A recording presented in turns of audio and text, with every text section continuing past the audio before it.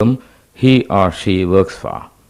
Motivation is rather indispensable for achieving optimum productivity and best quality. Motivation is a personal trait. It is linked to one's behavior. It means managing oneself in consonance with a corporate culture and work ethic. In a way, it is a personal investment. The employee invests his better-known skills adequately in chosen areas. There is an impeccable need for motivation today than at any time before, for most managements believe that motivation and not punishment is verily the driving engine. With highly motivated workforce, the organization moves forward, and there's no looking back. To cite an example, the Japanese are arguably more motivated to put in long hours of work to achieve and to excel. Hence the belief that Japan is by any account a better example of an achieving society. One noteworthy feature in this context is that Singapore, known to the outside world as a mini Japan, had of late been following suit, virtually vying with Japan in emerging as a competitor of consequence in economic terms and better lifestyles. Motivation is a critical ingredient that guides the life and work of an employee. Truly, it is the inner driving force inasmuch as it has for sure something to do with the inner state of a person, such as needs, drives, and psychic energies. Motivational talks arise from observations in 5 distinct behavioral patterns. Firstly, direction, that is, choice among alternatives, like for example work on weekends or go hiking. Secondly, persistence, that is continuous activity. Thirdly, continuing motivation, that is taking work home. Fourthly, intensity, that is energy expended tied to physical action. And lastly, performance, that is the result of acquired skills, ability, and a combination of choice, persistence, and intensity. There are at least 3 better-known denominators that characterize motivation, such as what energizes human behavior, what directs or canalizes such a behavior, and how such a behavior is sustained. Among the well-recognized motivational techniques are the monetary incentives, performance targeting, performance appraisal, and job enrichment. Evaluation of the work of an employee implies a caring and interest in what is being achieved or accomplished.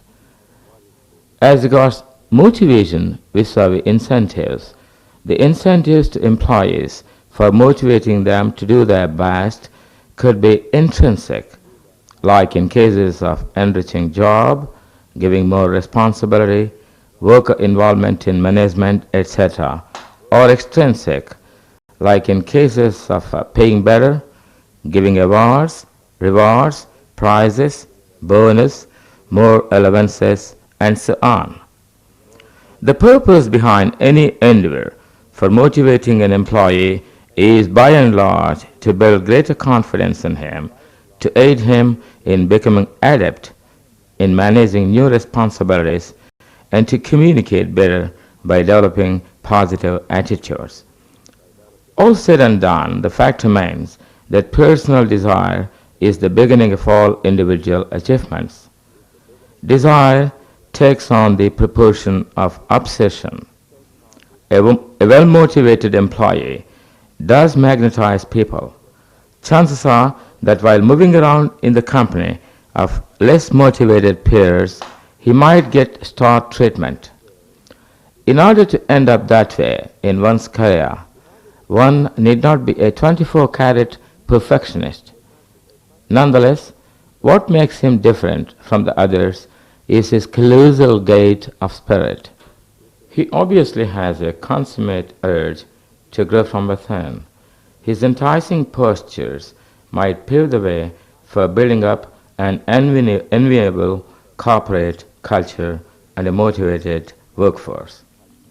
Sound motivation is all the more important in case of junior echelon executives climbing the ladder of corporate pyramid. Motivation does come in handy for them to develop endurance, a consistently high energy level, immunity to tension, consistency in opinion, conviction in statement, self-control, that is, holding one's fire and not being over-emphatic, qualities that would forever place them in a better state.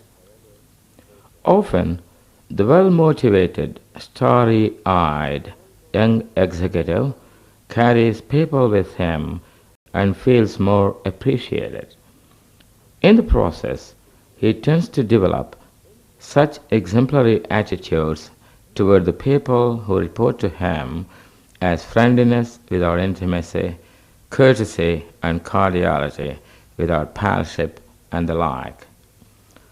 A motivated employee is not likely to succumb to juvenile streaks, nor does he usually display occupational incompetence. He is prone to emerge as a go-getter, courtesy, motivation. Many such an employee enjoy their work and life back home better, in contrast to those employees who are ill-motivated.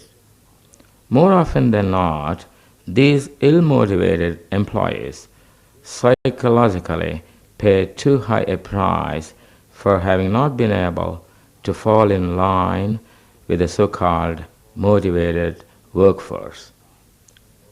Motivation goes a long way in helping employees to solve their on-job problems. Such an experience, with the passage of time, enables several employees to become problem solvers. It is such problem solvers in business who are apt to become eventually the best policy makers. Business is portrayed as a dog-eat-dog world where all relationships are cold and heartless. What needs to be done then to cheer up people manning an organization is to induce them to develop interest in each other and in the work they do. So, people should be motivated to establish better and lasting interpersonal relations to lead a harmonious life while securing increased productivity. Such kind of motivation might, in the ultimate analysis, result in increased profit sharing, stock options, and a multitude of other incentives or benefits accruing to the employees. One way of providing quite some relief to the employees from monotony, boredom, stress, and tension is to motivate them now and then to have a look at the lighter side of life. Humor does come in handy for employees to be on the lighter side. For ages, since times immemorial, people enjoyed humor as a cup of tea, and as such it plays a vital role in motivating people in the work setting as well as in the domestic setting.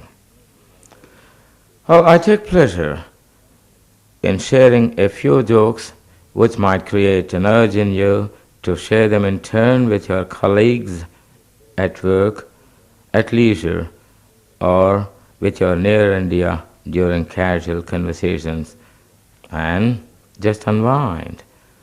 So, don't you ever be worked up. Come on, relax. We have lots of jokes. Here we go. Well, I'm going to roll down for you quite a number of jokes. They might keep you laughing. They might keep you in good moods. Hope it works. Do you believe in ghosts? Asked the stranger who got a lift from a man passing on a highway in his car. The man at the driving wheel replied promptly, "No, I don't," and he disappeared. An optician made glasses for a surgeon friend.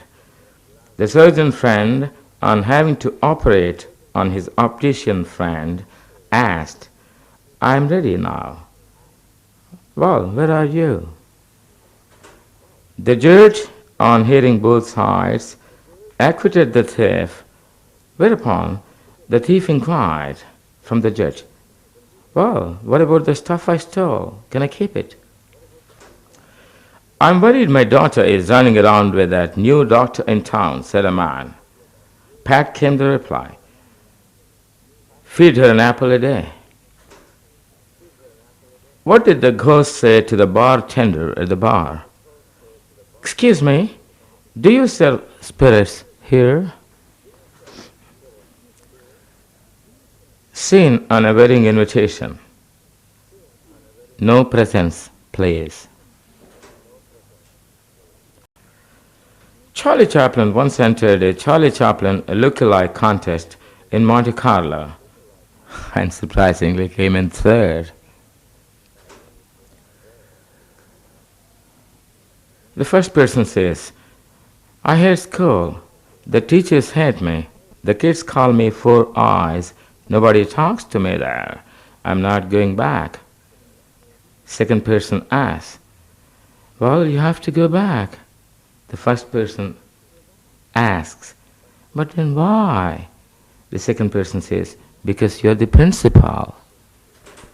Then there was the 9-year-old boy who shot both his parents dead and pleaded with the judge for mercy because he was an orphan. There is a Hollywood star who never forgot his humble beginnings. Every year he goes back to the slums to visit his wife and children. The judge snapped at the young lawyer, "Are you trying to show contempt for the court?"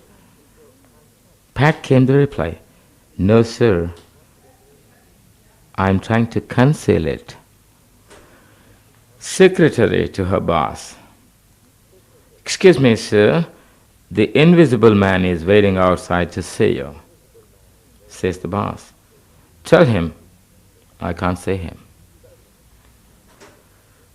Seeing the plaster strip on the surgeon's chin, the patient on the operation table inquires about the strip. And the doctor says, "Well, when I was having my shave this morning, it got cut." And instantly the patient runs down and walks off from the table in horror. Late at night, there was a telephone call to a doctor. The voice at the other end said, "If you do not come, I will die." The doctor hurriedly shouted at his daughter to get his kit ready. Quietly she said to her daddy, "Shut up and go to sleep. That call may be for me." A boy asks, "Do you pray before every meal?" And here comes the reply, "No, my mother is a good cook." It is hard to keep a Hollywood marriage a secret because the news of divorce is found to leak out. Customer to waiter, "I can't eat this soup." Waiter, "I'll get the manager." Customer, "I can't eat this soup." The manager, "I'll get the chef." Customer, "I can't eat this soup." The chef, "What's wrong with the soup?" Customer, "Oh, well, there's nothing wrong with the soup. I just don't have a spoon." What does the Martian say in the pan where he's cooking? Unidentified frying objects. One man to another. The first man, "Is this climate good for rheumatism?" Second man, "Yes, yes, very good." First man, "Oh, why do you say that?" The second man, because I caught mine here. My sister's husband is a computer bug. One day, when she returned from a shopping trip, she held up her new nightgown for his approval. And the reply from my sister's husband, well, it's nice software. Once upon a time, a one-way traffic system was experimentally introduced in a municipal town. After that, people going into a nearby town could not get back home. At the office, Rose used to be a gossip. Thank God, now she has become an information specialist and in service. The parent frantically tells the doctor, Doctor, the junior has swallowed a bullet. What should I do? And the doctor smiles and says, don't point him at anybody.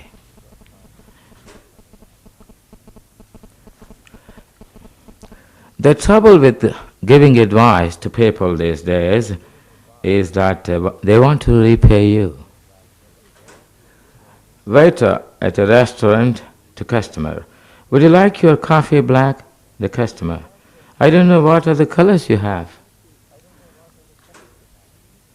One friend to another, what's the worst thing that you find in a cafeteria?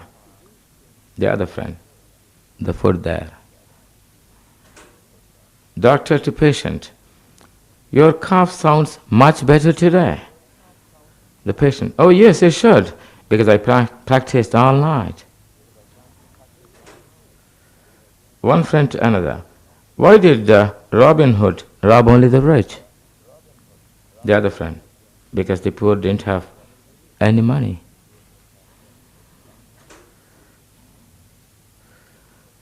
What can you never have for breakfast, lunch and dinner?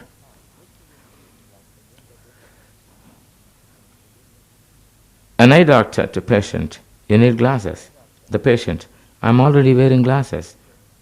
The eye doctor, oh, in that case, I need glasses.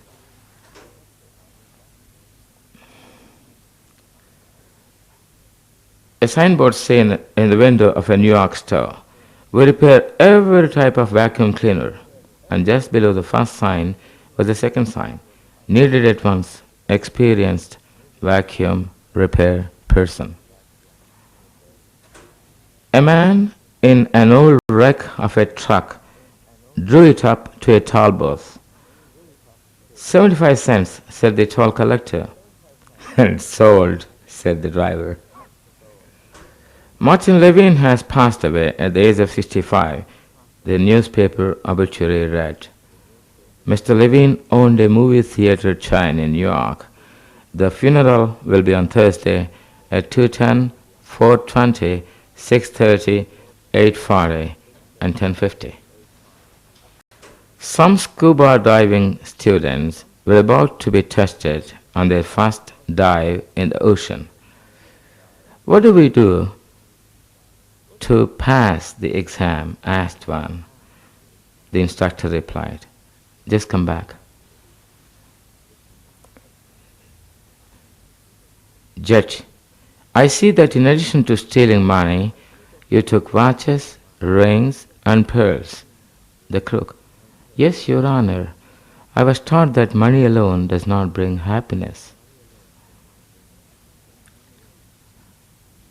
A foolish husband took his pregnant wife to a supermarket for free delivery, seeing an ad in a newspaper. Among the hundreds of congratulatory messages that poured in after the army chief's appointment was announced, one read, please accept my wife and my heartiest congratulations. Says Baker to his assistant, you look very sick. Why did you come for work? You should have stayed in bed. At the car store, A young lady asks the salesman, "Have you got those cards that say, 'To my one and only love'?" Pat comes to reply, "Yes, miss." Then the lady asks, "What about them? Give me a dozen of them, will you?" A friend asks his friend, "Does your dog have a license?" The answer is, "No, he is not old enough to drive it." Woman on the witness stand to bailiff, "Which do you want first? The truth, the whole truth, or nothing but the truth?" Easiest way of reaching a pedestrian is by driving a car onto the pavement. He is a man of convictions, having served several.